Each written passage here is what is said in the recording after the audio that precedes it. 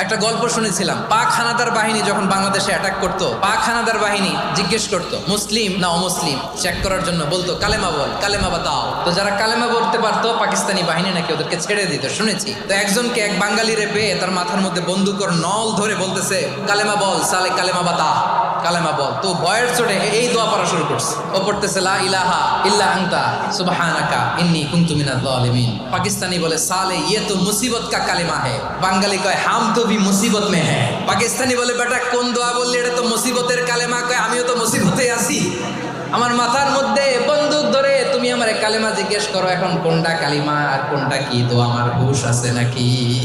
লা ইলাহা ইল্লা আনতা সুবহানাকা ইন্নী কুনতু মিনাজ জালিমিন। বিষ্ণুই বললেন দেয়ালে পিঠ থেকে গেলে, চোখে মুখে অন্ধকার, বাঁচার কোনো উপায় নাই, তখন এই দোয়াটা পড়তে হবে।